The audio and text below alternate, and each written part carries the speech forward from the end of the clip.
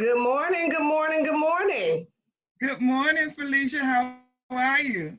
I am well. Well, the countdown is over, and we Yes, it is. finally have the opportunity to have a conversation and get all of the dish and the tea from none other than Miss Jennifer Cole of Gen Cole Designs. Thank you so much for reaching back and giving us an opportunity to look at what you're doing, to tell us a little bit about what you got going on. We really appreciate it. Mississippi Women in Business is a platform where we want to highlight what women are doing in Mississippi. Not only in Mississippi, but women that were born and raised in Mississippi and that have gone on across the world and doing big things. And so we celebrate you today. We thank you for always answering the call and always willing to have a conversation with us. So for those people that don't know who you are, just give us a little brief background of who you are and tell us some good stuff this morning. All right. So thank you so much for inviting me to do this interview. For those of you who don't know, I'm Jennifer Cole, the owner and CEO of Gen Cole Designs here in New York.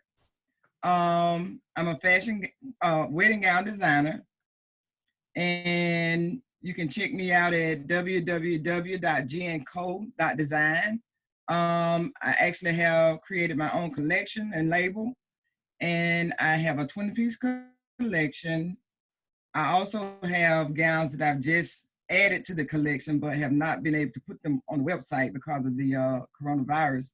But I do custom gowns as well. So if you're out there looking for something that is unusual or you don't want to be looking like everybody else, I'm your girl. So I do custom gowns and made to measures. So I'm working on a whole lot of stuff since I talked to you, Felicia. So a lot of good stuff going on. Well, that is wonderful. So tell me a little bit about, I've heard you talk about the International Association of Women. So tell me a little bit about their organization and your part in it.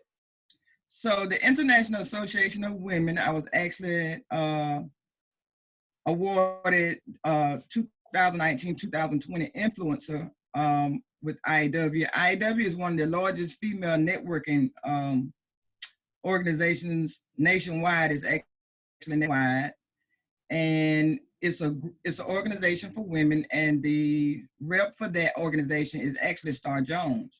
So it's a networking platform that connects women with in business with the tools that they need to actually succeed, whether it's dealing with social media. We do a lot of webinars. We do a lot of promoting each other's businesses and just cheering each other on to keep going and be successful. Amazing. So tell me what you have coming up, since you've, I know we have a lot going on now, and I'm gonna get to the part about how the pandemic has affected your business, but tell me what are some of the things that you have coming up in the future? So I actually joined with the Wedding Salon, which is a bridal show organization that's here in New York. It's the Wedding Salon. So I will be actually participating in all of the shows for this year. So in February 3rd was the first show I actually showcased my new collection in here in New York at the Metropolitan Pavilion. So, and during that show, I actually gave away a wedding gown. So the Wedding Salon is one of the biggest bridal shows here in New York. So for each show in New York, I'll actually be giving away a wedding gown to some special bride. So I have that coming up. The next show is actually supposed to be Monday. So Monday, we're doing a webinar for brides because that show is actually canceled. The next show will be July the 27th. And then the one after that would be November the 16th. So because of the coronavirus, of course, the show was canceled, but we have more coming up in July and then in November. Okay, so it seems like you have a pretty busy schedule. Yeah, so also Felicia, well, last year, of course, I'm part of the Knot as well. And the Mm-hmm. Knot is actually a part of the wedding salon, a partner of the wedding salon. So last year I was in 6 of the Knots magazines, and the spring summer for 2020 has just come out, and I'm also in it. Um, and I'll be in the magazine, of course, 6 times this year as well. Mm-hmm. Showcasing my dresses. Don't know if y'all can see that, but I'm sure you guys have seen me Yes. Yes. talking about this on Facebook. And you also saw me post pictures from the wedding salon's bridal showcase. Mm-hmm. So a lot of exciting stuff going on. I really enjoyed that show. It was almost 900 brides that came through to that show. So it was a very, very good show.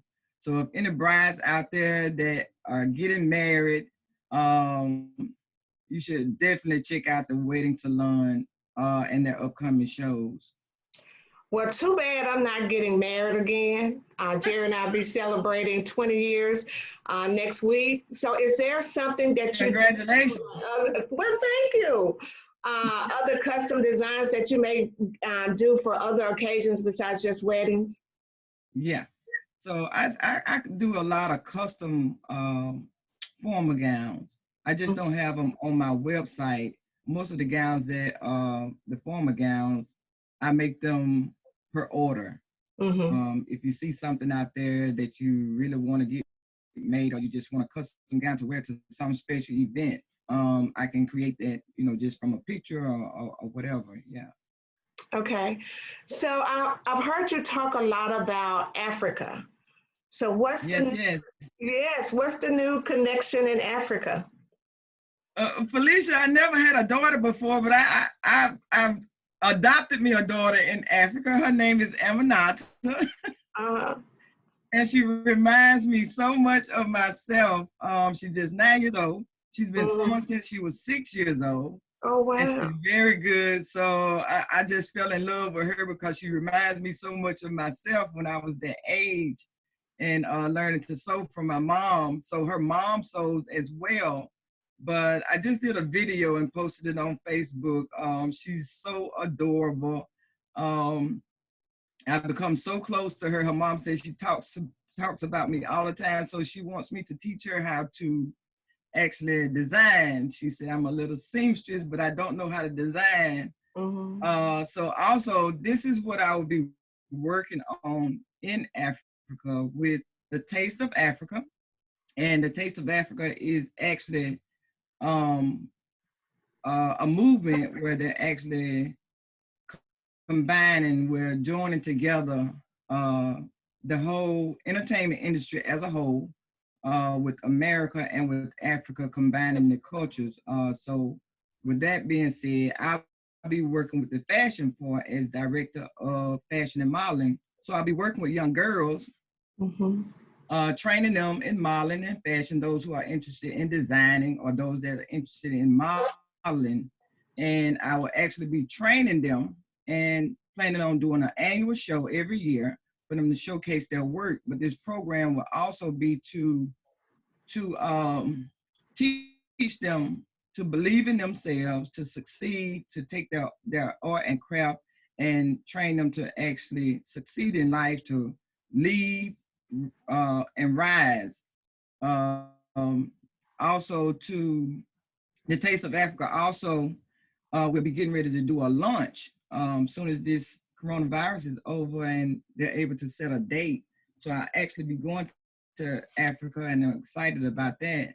So you have a lot of artists in the entertainment industry like Jack Knight, Jaz-O, and Teddy Riley will also be joining in, and they'll be working with artists over there. Actually, just like I said, they will actually be uniting the entertainment industry as a whole. So a whole lot of good stuff going on in Africa, and I'm grateful for that, and looking forward to it. Well, that sounds like that's going to be really, really exciting. Sounds like it's already exciting.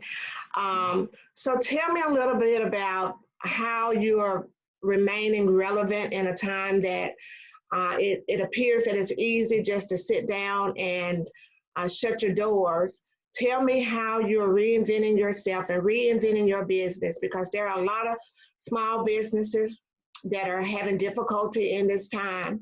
So tell me how you are recreating your business so that you can remain in business during this time. Yeah, and remains sane during this time. Yes. So I've been off about 6 weeks now. Mhm. It's gotten real crazy in New York with the coronavirus. A lot of cases, a lot of deaths. So I think the first 2 weeks, Felicia, last year I didn't get a vacation. So those first 2 weeks I just chilled out. I'm good. And rested. I actually needed the rest because I actually didn't get a vacation last year because my mom was sick. Mhm. Like the beginning part of the year, and I actually flew to Mississippi like 4 times. So the rest of the year, I worked. And so the first couple of weeks, I was good, just chilling. I think my son was saying like, Mama, you need to go outside. And I'm like, no, I don't need to go outside. So basically, after the first couple of weeks, of course, I started to get bored. And I said, I have to do something, to stay connected. So I actually been, making sure that I creating ads on Facebook. You can't just sit and do nothing, especially if you're in business for yourself. So Mhm. I worked on my social media. I've been working on my social media, doing a lot of different stuff on my website. Also doing a lot of stuff with Taste of Africa back and forth. Of course, their timing is a little different. So I've been, Mhm. working towards that, which they actually just did a media release 2 days ago, and it went out. So I was working on that, but also I decided to create my own little. I moved everything out of my living room and made my own little photo studio because my first show I actually created a purple collection Mhm. because brides are actually getting away from the traditional white and ivory gowns. So I wanted to create something different. So I actually have a young lady, and her name is Jalissa, and she's from the Philippines. Mhm. So I had been tutoring her, kind of tutoring her, or mentoring her as far as sketching. So Jalissa she went to school in Japan, but then Mhm. she ended up staying in Japan to work because jobs are very hard to come by in the Philippines. So actually, she hurt her hand working at a resort in Japan, working as a doorman. So she hadn't been sketching for a while, but I had been working with her for like 2 years. So I had a lot of sketches that she did during the time. So I didn't hear from her for a little while, and I was like, let me reach out to Jalissa. So when I reached out to her, she said, oh, Miss Jen, I hurt my hand. I can't sketch anymore. And I'm like, oh my God. And she sounded so sad because she Mhm. really, really loves it, but she has to work, to help take care of her family. So after my show in February, for that show, I was going to surprise her. So I actually created a mini purple collection, and I decided to use some of her design. So I went back through some of her sketches, and I picked out 5 dresses. I said, these 5 dresses I'm gonna do, and I'm gonna surprise Jalissa. So, but then after the bridal show, I actually had a photo shoot scheduled, but I was not able to do it because of the coronavirus. So Jalissa is actually, I had to go ahead and tell her what I did because I wanted her, to see the dresses. So I showed her the pictures from, the bridal show in February. But then I said, I have to get some better pictures of these so she can see it. So I decided to create my own backdrop. So I took some fabric that I had, and I created a full backdrop, Mhm. and including, for the floor. And I put the dresses on the mannequins, and I took the photo shoot right here at home. So I can't just sit. So if you're at home and you're in business for yourself, you still have to stay in contact with customers. You still have to stay present on social media. So it's a lot of stuff that you could be doing just to keep yourself busy. So that's what I did. The photo shoot came out very good, and Jalissa was very, very excited about it, her and her mom. So just doing little stuff to help. I've been reaching out to help other people not really just thinking about myself, because I know once everything is back, my stuff will pick back up. So I'm really not too worried about that. But the pandemic has actually, I think, would destroy a lot of businesses, because of a lot of small businesses, especially in New York, because it's very, very bad here. Because I think it's so bad in New York because you got so many people in New York, and the social distancing, at first they didn't take it serious, so it just spread and it spread. But for all of you people out there in other areas, don't just assume that you can't get it because it's not in your area, because you don't know who's walking around and has it. And I promise you don't want to go through what we're going through in New York right now. Well, I call you're doing your own photo shoot that's making lemonade out of lemons. And so I think when I saw you doing it, I said, well, it would be easy for people that are in business to just stop. But you have to find new ways to do business. And it may be, reinventing what you're doing some kind of way. And I see people that on social media that are reinventing their businesses in all types of ways in order to still remain relevant in a time like this. We're definitely praying for those small businesses that will have to close their doors. But hopefully this will be a time and an opportunity for us to get back to the basics, write some stuff down, read some stuff. One of the things that I have been telling people that I've come in contact with is that I want to be better in this when I come out of it than when I went through it. And what I mean by that is I'm read. I am going to webinars. I am studying new things that I haven't even thought about doing. So in order for us to just, we have the time now, because we've always had the excuse, I don't have time to do this, and I don't have time to do that. Now we have time. So I want to be better in this when I come out of it. So what are some advice that you would give to those people that are in business, may have just started, because there may have been some people that have just started like January 2020, and here it is, a pandemic. So what's some advice that you would give to those folks that may be thinking about just throwing in the towel? My advice would be, if you just started, I actually have a friend who just started a business, like I think it was December, she opened up a store. And that's the worst thing, because last year I was actually thinking about opening, doing a showroom, but I thank God that I didn't, because of what's going on now.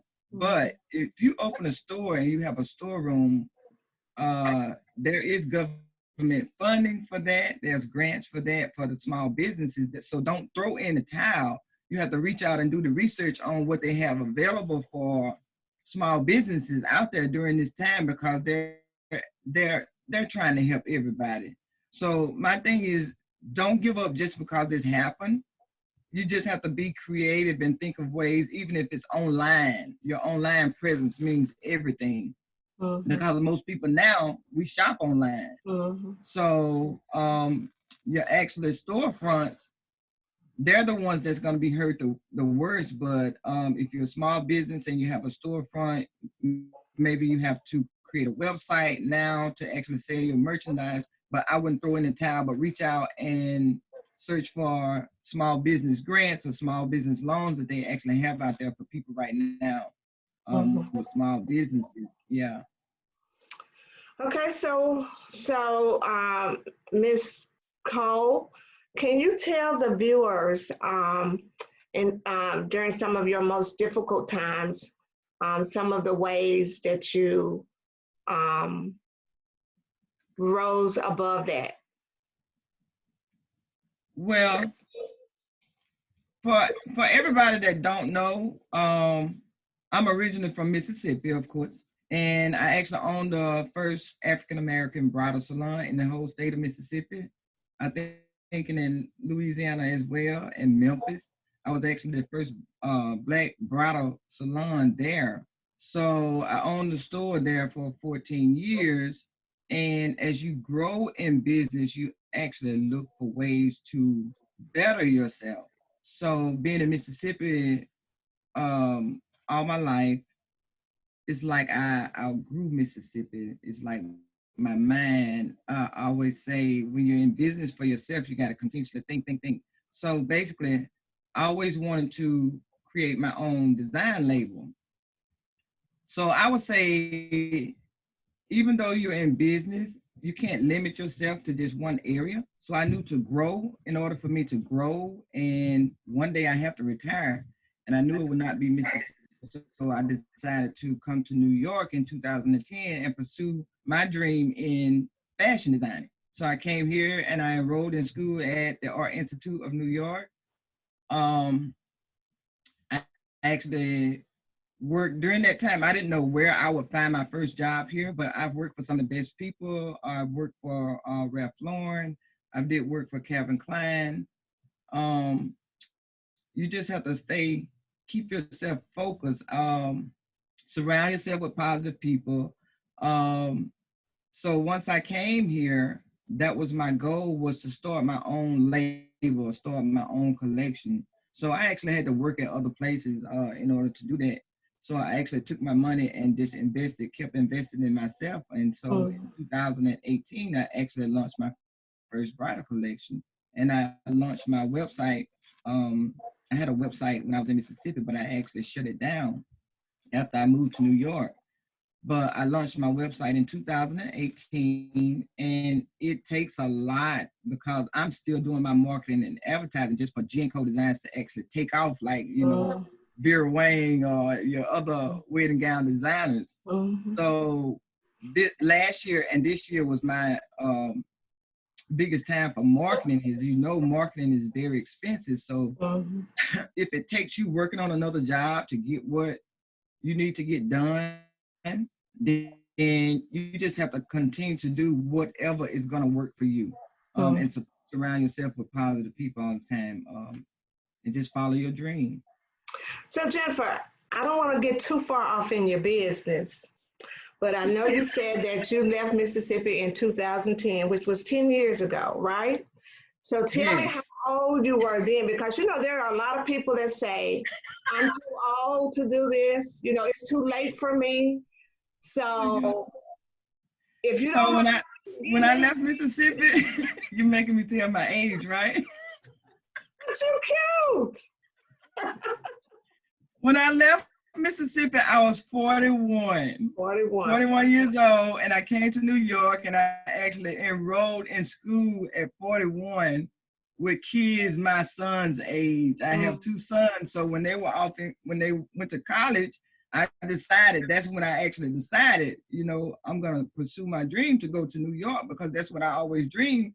I've always dreamed of New York ever since I was 12 years old.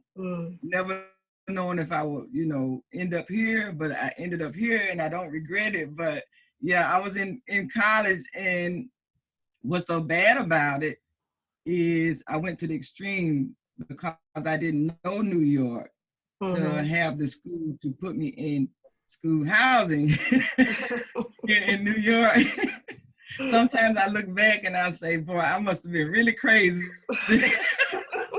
But those kids were the age of my sons, like 18, 19. Some of them was, you know, right out of high school. And a lot of those kids weren't from here either. So I guess my love for being around people, because I've been working with the public for so long, those kids actually respected me. Those kids would get up and go to church with me here in New York. And because they would be like, Miss Jen, where you going? And I'm like, okay, I'm going to church. And if those kids needed someone to talk to because they was away from their families as well, me and those kids stuck together. A lot of them I still see go to the church that I go to, but a lot of those kids stuck with me, and we learned New York together because they weren't from here either. And a lot of times they would come to me with their problems, this and that, and I was like, look, I did not come here to be nobody's mom. But I actually enjoy every minute of it. Those kids still respect me. They still reach out to me, even though some of them are not even here anymore. Yeah. but I love them to death, and I wouldn't change anything because just the experience to come from Mississippi is just like coming from another country. Yeah. So it was a struggle because I didn't know anybody here, not a friend, not a family member, not anything, Mm. and I just stayed focused and kept my faith in God, and Mm. it brought me this far.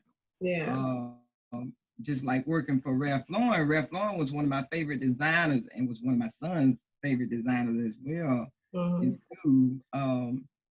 But that was amazing. It was just amazing. And I know that it was nothing but my faith in God because I never applied for a job at Ralph Lauren. They actually Mm. called me. So Mm. I did some great things since I've been here. And I'm looking forward to 2020 and this coronavirus being over so I can move on into better things as well. Yeah. Well, this is my last question.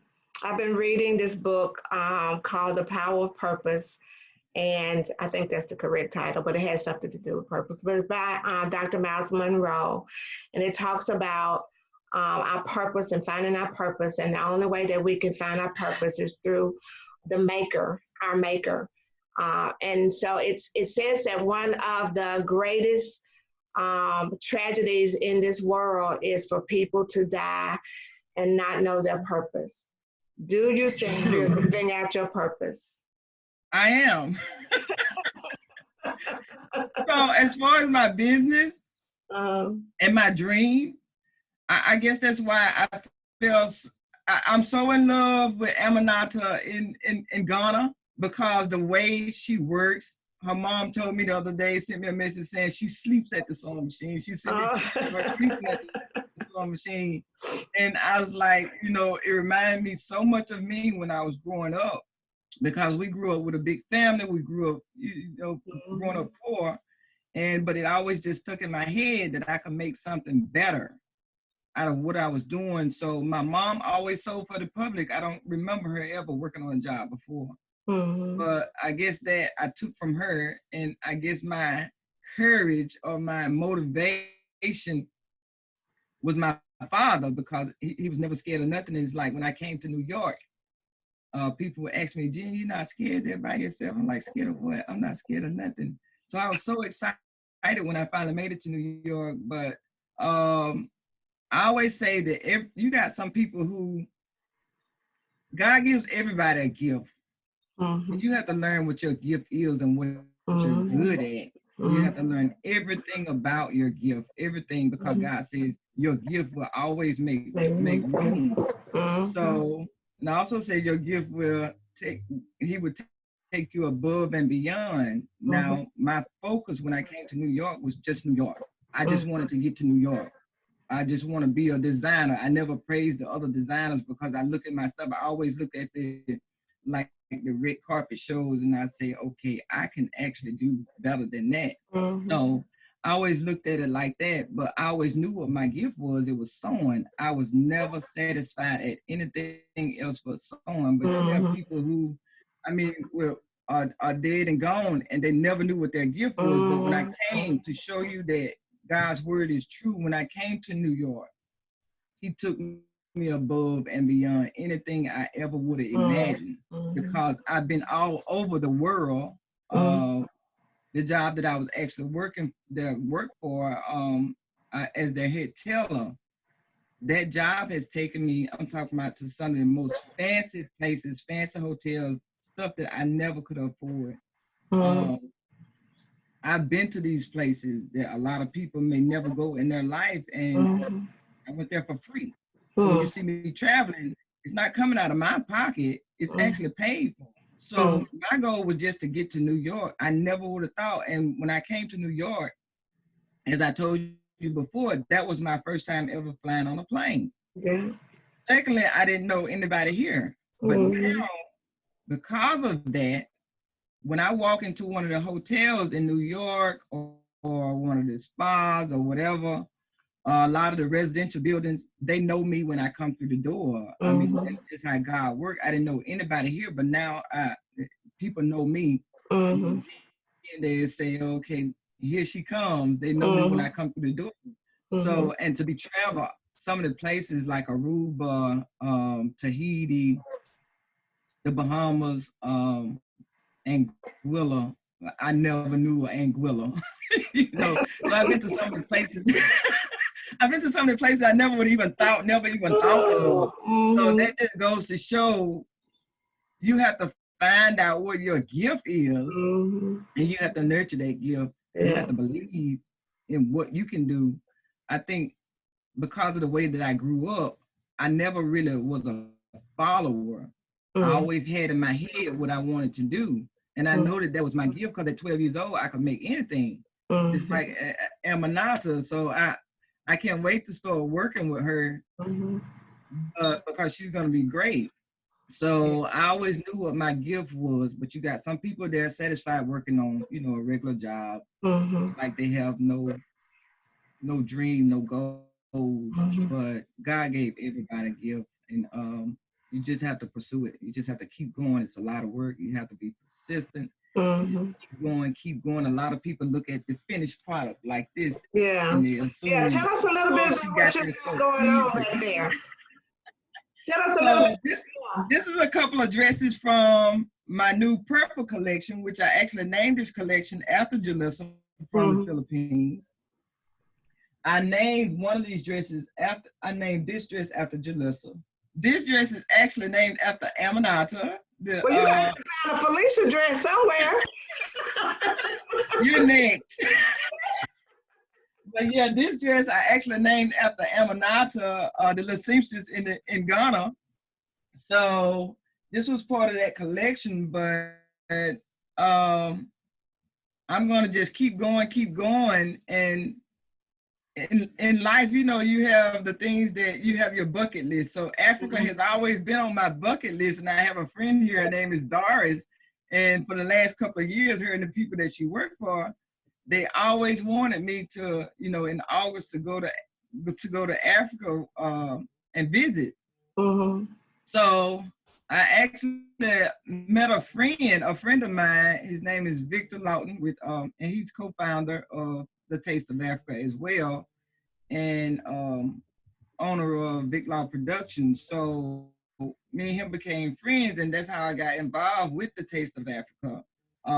So I'm grateful for that.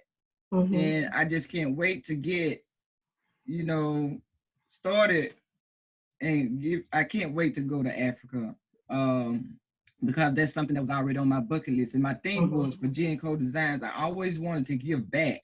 Of course, you know, in Mississippi, I did a lot of fashion shows, worked with a lot of girls and models. And of course, you know, I used to model my own stuff. Because people would say, Jen, you only have this in your size. I said, that's because if I don't sell it, I'm gonna wear it. So I can't wait to get started on that. But I just advise all small business owners, or those of you who are interested in having your own business, it's a lot of work. It's not just the pretty things that you see or be dressed up or whatever. It's a lot of work, a lot of hard work, and a lot of long hours behind that to actually get to the pretty part that you see. It's not that easy. Well, Jennifer, I want you to know that I am Mississippi Women in Business is super, super proud of you.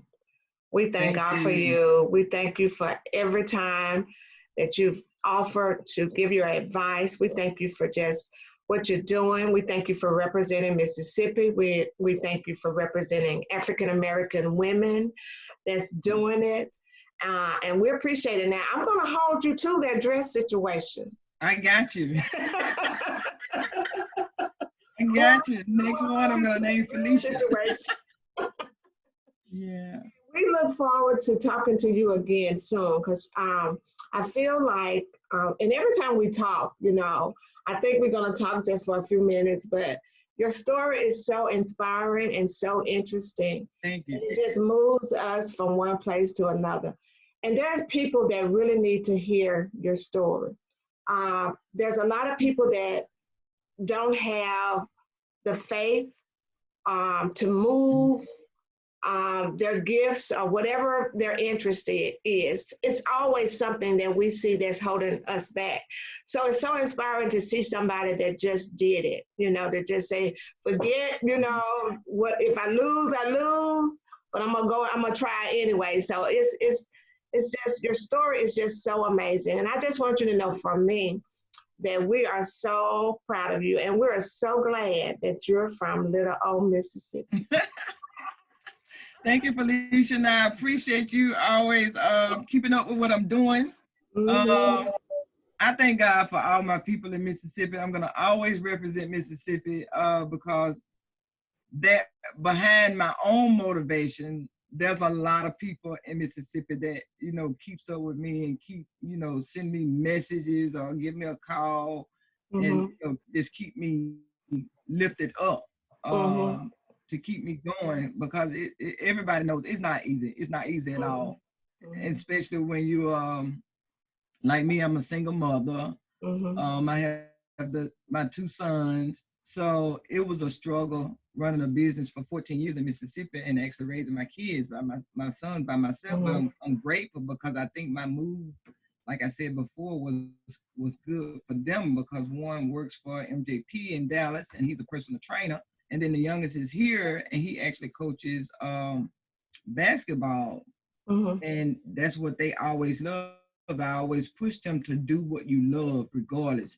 You might not make it to the NBA or the NFL, but there's so many jobs in the NBA and NFL. If that's what you love, just follow that and you know, so that you will land something that you're comfortable with, what you love doing. Yeah. Well, thank you again. We're going to look forward to talking to you again soon. And one of these days, see, I've never been to New York because honestly, I'm afraid of flying. But I was too, Felicia, but after I got here, that one flight turned into 1,000 flights for me. Going all over, so I'm grateful. I'm grateful. I give all honor and praise to God for my journey. So eventually, I'm gonna write a book. So well, we're gonna hold you to that too. Yeah. Thank you again. We appreciate it, and we look forward to talking to you again soon. All right. Thank you so much, Felicia. You're welcome. Love you. Love you too. All right.